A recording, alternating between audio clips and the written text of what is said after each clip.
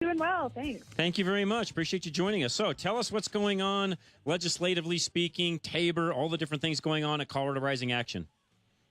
Yeah, well, I definitely want to talk about this popular vote legislation because for the life of me, I cannot understand why this is a partisan issue and either. It's not like the coast versus the center of the country because it gives all power away from states that have a lower population. Is the dumbest thing you could possibly think of doing as a state, frankly.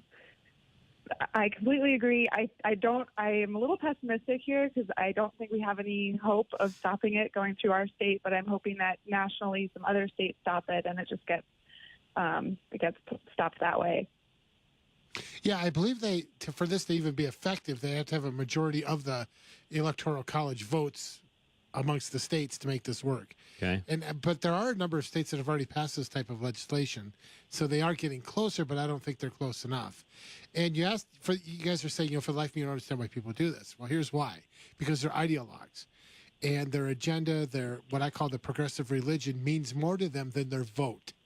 And whatever they can do to keep moving on the progressive agenda, whatever they can do to dismantle this republic and turn it into a democracy, something they can control, they're going to move forward with that.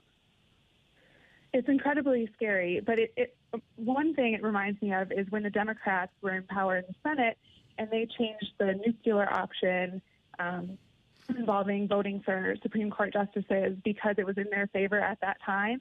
And now, look, we've voted in, 2 Supreme Court justices in the last few years that they hate. And it's really because they changed the rules for one time that they thought it was a good idea. And now they're not in power anymore in the Senate, and it's working against them. So, they won't be in charge forever. Fingers crossed there on that one. Yeah, well, the other thing of it is, too, and we talked about this yesterday, is that what they're doing is unconstitutional. Right. And eventually this will get struck down. I mean, it's not going to be binding as far as the U.S. government goes, or as far as the Constitution goes. And there really is no such thing as a popular vote yet in this country. We don't even know what that looks like because well, you said even yesterday because we had a legal attorney on, our constitutional attorney come on with us yesterday, Lindsey, as well, and Dan made a mention, and Dan, I want you to reiterate this today because I don't think we covered this well enough yesterday, that the reality is all states don't even count all all votes, correct? That is correct. A lot of times you won't get absentee ballots cast. As soon as the number is at a certain level to where the Electoral College can do its thing, they'll stop counting. Because there's no reason to keep counting. There's no reason to keep that point, going. right?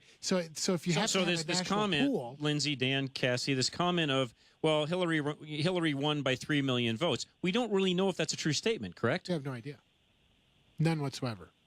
So then why do we allow that to continue to be published? Because that's what the media wants to portray. Got it. So you got to remember the media is an enemy of the republic. Yes, they are. It was supposed to be the watchdog for the republic. Not anymore. Not anymore. It's the enemy of the republic. So Lindsey, where does things stand now? I mean, I said this yesterday. I will be shocked if it doesn't pass, but I could be wrong. Yeah, it passed out of committee and it's going to the House floor, so that's where it stands right now. I would be shocked if it didn't pass. Yeah, it's going to pass. It's the dumbest thing ever, but it's going to pass. It is the dumbest thing ever, but if the Republicans would just start using this stuff in their campaigning for next year, if they would just say, hey, the Democrats just sold out your vote, so they just made your vote worthless. They just gave your vote to California and to New York or to wherever.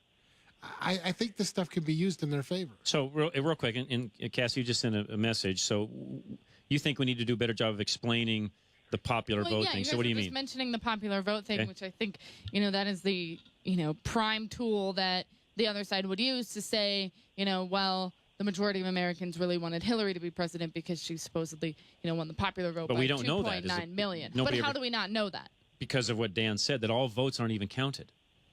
So the media is using that number, but the reality is we don't even... Well, then where did that number come from?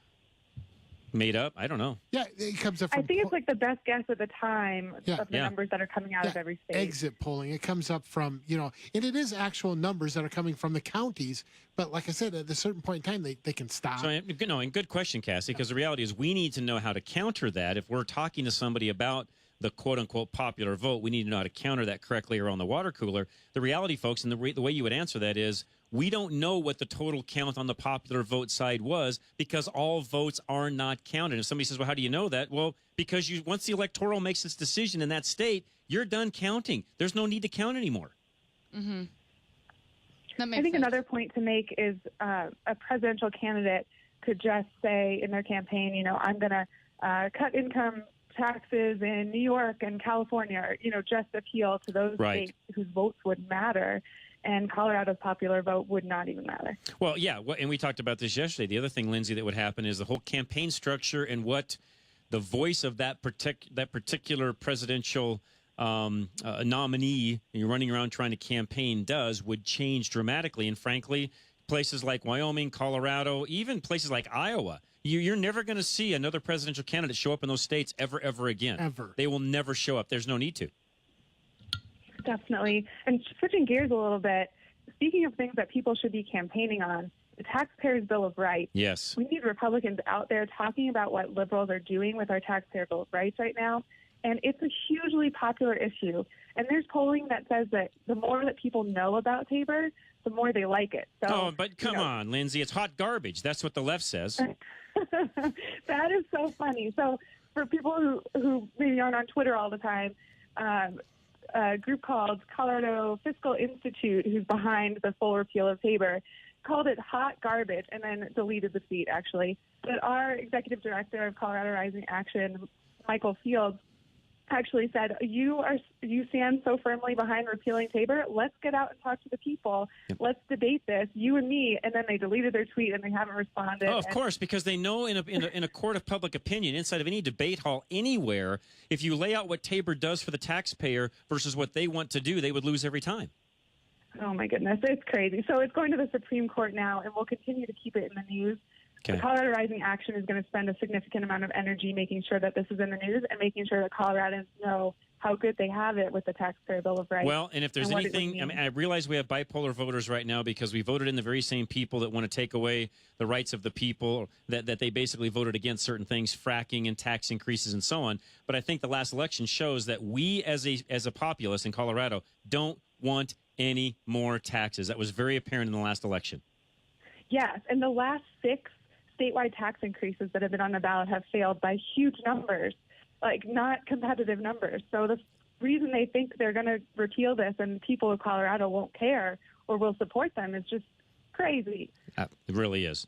All right, how do folks find out more about Colorado Rising Action? Lindsey, where do they go? ColoradoRisingAction.org. We've got a lot of good new content. You can sign up for our emails and follow us on Facebook and Twitter as well. Awesome. Lindsey, thank you so much for joining us. We'll talk to you again next week.